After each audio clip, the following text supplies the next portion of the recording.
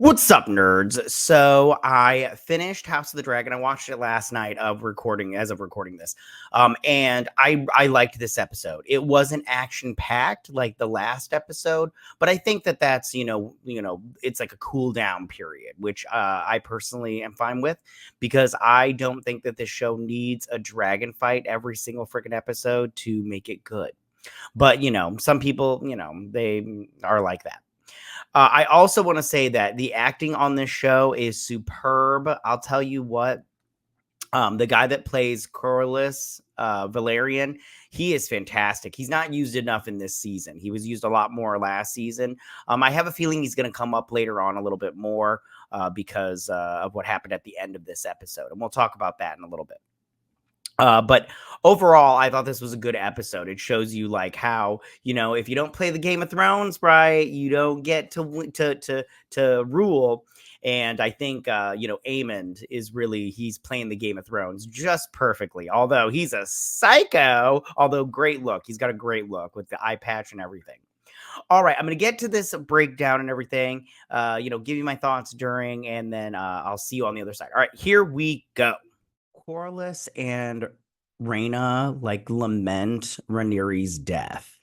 Okay, so Corlys and Rhaenyra, they're both sad about Rhaenys death, right? Now in the book, Corlys blames Rhaenyra because she doesn't send any backup. Like she had the opportunity to send her son and her niece slash half sister. What I don't know, man. It's really weird, that family. But Baela. She had the opportunity to send those two to back Rhaenyra's up, but she didn't. So he blames her for that. He's a lot angry. He came across a lot angrier in the book that he does on this show. So Sir Criston Cole, he parades Melee's head throughout King's Landing, but the starving poor people, they are not having that nonsense. They see this as a bad omen and they're like, no, fuck that noise. Okay, so he's there, Criston Cole. I don't think Criston Cole is as smart as everybody thinks he is, but it's fine. It's whatever. But he's bringing Melee's, which poor Melee's, bringing her head through the city.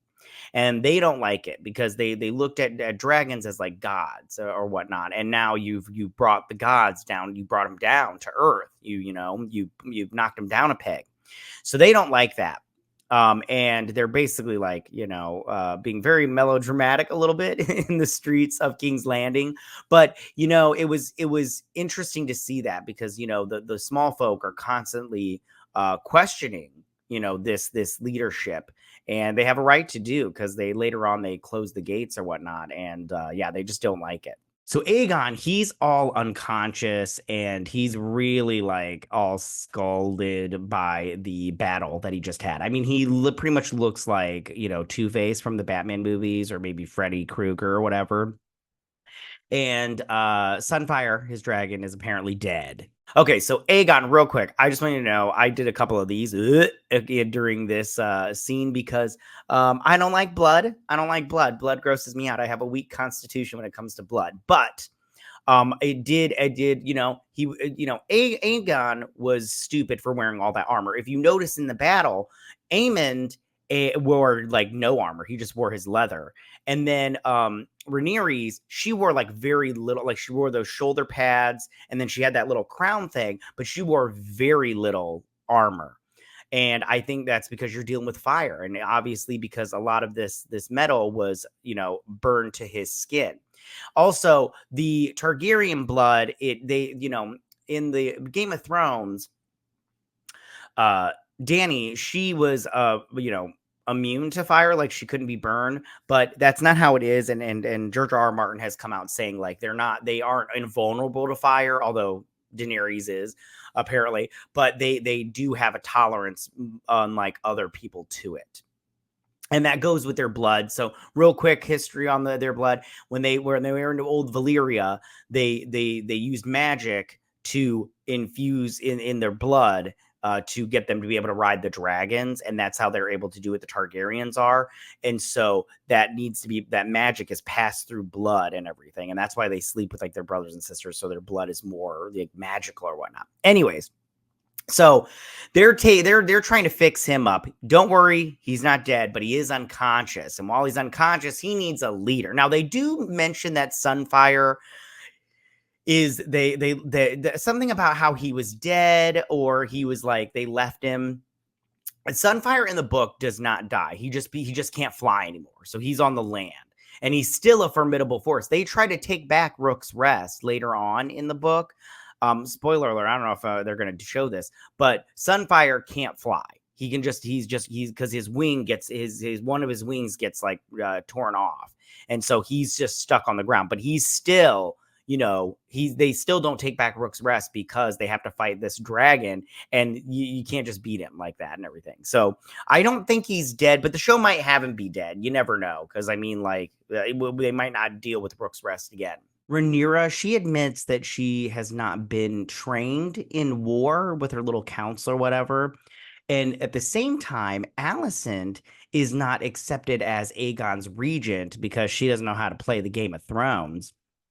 So since all of that, all the dudes on the council, even that weird foot fucker, they say that Aemond has experience and give him the regency over her.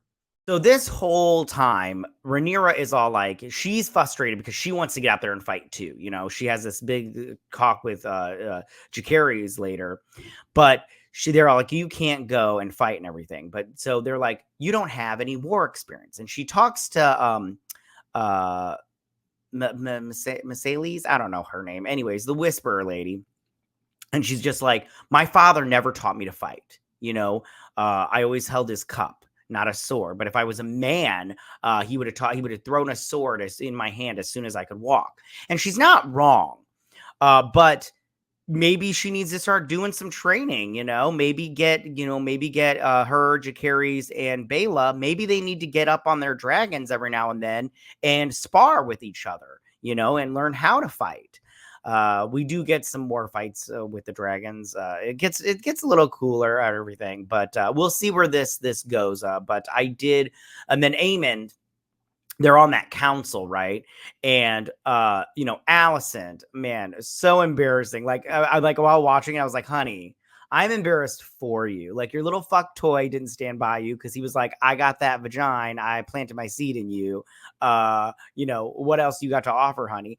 And then the little prevert, the foot fucker, he's all like, honey, I already slammed those feet. So what do you got? What do you got now? You ain't got nothing for me. So I'm all like, you've been used and abused, honey. So, so she's like got no friends on that council. And I'm all like, you did not put in the work. Aemond like showed, he knows what he's doing somewhat. And you just sat there and drank, abortion tea. So, I mean, what do you got to offer to the realm? And then he closed the gates, which was, I think, a bad idea, but that is in the book and everything. But he's a psycho. He's a psycho, and you don't want a psycho on but the Targaryens are prone to madness. You know what I'm saying? It's all that inbreeding and everything. But it gets a little more interesting as we go along. So we'll see how that turns out. But yeah. Jacaerys, he flies to the Freys, right? They're the people with the two bridges and everything from Game of Thrones, but different leader anyways. And they give him an allegiance in exchange for Harrenhal. So Jacaerys, he takes matters into his own hands, right? He's all like, Jake, he's all like, I have had enough of this sitting here and just being, my mother's little, trophy son or whatnot. And he's like, I need to do something. So he tells Baela, don't tell my mom, but I'm going to go talk to the Freys because the Freys have that bridge. And they had this problem in Game of Thrones. That bridge, you can go around that bridge in that like river in the Riverlands or whatnot. But that bridge is the fastest way to get, to and from, to the Riverlands and the Freys. And it's hard to defeat. Like you can't just walk in and defeat it. I mean, with the dragon situation, that is something there, but if you've got an army, it's not just easy peasy, but so he sits down with them, right? And I really liked this. I like that they use a door as a table, but I really liked this scene. I liked how he was all like, they were talking, and he's like, "You want Harrenhal?" And first off, I get it. Listen, I get it that Harrenhal is strategically great, and I get that Harrenhal is the largest castle in the Seven Realms, but Harrenhal is a shit show. I don't know why anybody would want that castle. Like every time they go into it, I'm all like, ew. I'm all like, I'm just like, Daemon, why are you here right now? Like, this is gross. We're going to talk about Daemon in a minute, but this is gross. Like, what is going on here? Dragonstone was way nicer. You know what I'm saying? I just, like, every time they show Harrenhal, I'm just like, ew. So, but anyway, so he's like, you want Harrenhal? And he's like, if you want Harrenhal, I'm gonna need more than just your allegiance. And they're like, what do you want? And he's I love how he stand up and he's like, bent knees. And I'm like, yeah, he wants that suckage. You know what I'm saying? And I really liked that. I was like, Jacaerys, you're doing a good job, bro. You should be out there, flying around. But his mom, I get it. She lost Lysaries, and I get it. She just, when you lose one kid, you're just all like, to a dragon, you're all like, I'm not willing to send out my other boy to get possibly eaten by this football field that is a dragon. You know what I'm saying? So Aemond, he's, the regent now, and he's all staring at the Iron Throne. And Helaena, she is very sneaky. She comes up behind him and she asks him if it was worth the price. So I really liked this scene a lot. Now in the books, Helaena, she kind of like goes off into her own little corner because she's really bummed. And they do it differently. I wish they would have done it like they did in the books. They didn't heighten this part of the story by doing it differently. But Helaena, I really liked how Aemond is just sitting there and he's just staring at the throne. Like he's like, it's in his grasp. Like he's king regent, but he's not, king. And I love how he just gets that little like thing, like he knows someone's watching. He turns around and there's Helaena, like she's very sneaky. And she just, was it worth it? Was it worth the price? And it's just like, and their brother and sister, and that's his sister-in-law. So weird. Anyways, and he's all like, and that's really, I wish, and there's the look on his face, like he was thinking, like, was it worth the price? I think he thinks it was worth the price. I think Aemond, and I do like this about some people, is willing to do whatever it takes to get what he wants. But I don't know, man. I love my siblings so much. I don't know if I could do anything to my siblings to get what I want. You know what I'm saying? But it was a good scene. I did enjoy it. So Daemon, he threatens the Brackens and they resist him like totally. They're like, we choose death kind of thing. So he sends the Blackwoods, who defeat the Brackens, but they loot and abuse, all of the small folk and everything. So that the Riverlands, they send a delegation and they call him a tyrant and they refuse their allegiance. All right, so Daemon this entire time has been annoying me because I don't think Daemon is as smart as he thinks he is. Now, Daemon is my favorite character in the book. I really like Daemon. And I do like him in the show. It's just he's not, I don't think he's playing the long game. He's playing the short game, which is like, Daemon, you got to think about this stuff. And he wants to be king. So he's trying to raise these armies for himself because he's all like, no one will accept a woman as ruler, as queen. And I just want to be all like, you don't know that. It's never been done before, and therefore you don't know what the people want. Maybe they will accept Rhaenyra as their queen and accept her leadership. So he gets the Blackwoods. Oh, I loved when he was talking to the Brackens, and the Brackens are just like, he's all like, and Caraxes is also my favorite dragon. I love Caraxes. He's just so cool. The red worm. He's just so cool looking. But he's all like, I have my dragon. I could just, pick. Come work for us. And the Brackens are all like, we choose death. And he turns around and then Caraxes like lowers his head. I thought he was going to burn him, but he didn't. I was like, ooh, that would have been so good and everything, but he didn't. It was a great shot. But then he's talking to the Blackwood guy. I don't remember his name. I'm not gonna memorize names. There's just too many, and some people have the same name. It's like Aegon the 15th, and you're like, oh, get the hell out of here. Anyways, so they decide to go on a rampage through the Riverlands, and they're they're graping, they're stealing, women and children and murdering small folk and everything, and pillaging their crops and stuff like that. And the Riverland people are pissed. The houses are pissed. So they come to Daemon and they're like, Daemon, yo, we know you sent these people, because he was trying to do it all sneaky like, but they were like, we see past your games, dude. We're not playing your games. Lives are on the line. And they're all like, we will never bend the knee to you because you're a tyrant. And I was like, see, Daemon, you done wrong. You get more with sugar than you do with shit. And Daemon just has not realized that. Like, he wants to do everything through brute force. And sometimes brute force does work, but not every time. And in this case, it won't work. And the Riverlands, he doesn't know the Riverlands. So he can have a dragon all he wants, but that don't mean nothing. That doesn't mean nothing. So it'll be interesting to see where he goes from here, although I know where he goes from here. But I just think Daemon's not playing the long game, and he needs to fix his shit. So Rhaenyra, she laments the lack of dragon riders, right? And her and Jacaerys, like, he mentions that the Targaryens have descendants that might be found in other houses. So they're like looking at all the bastards and everything. So Rhaenyra she's reading, all this stuff and everything. And Jacaerys, he's all like, she's all like, we have 2 dragons. Now the 2 dragons they have, right, are Vermithor. He's the second biggest dragon after Vhagar. And he's one of the old school dragons, right? And then they also have Silverwing. They mentioned Silverwing. And those 2 dragons are in the keep and everything. And we saw Vermithor last season. Daemon was like standing in front of him or whatnot. And they don't have riders. And she's like, we have some dragons, not too many, but we need dragon riders. We don't have any dragon riders.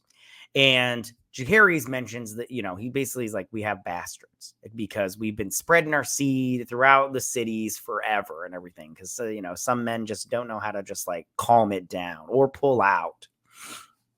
And so the two that so we've seen some of them. So Hugh the Hammer, we saw in this episode, he tries to get his family out of the city. He ends up being a dragon rider.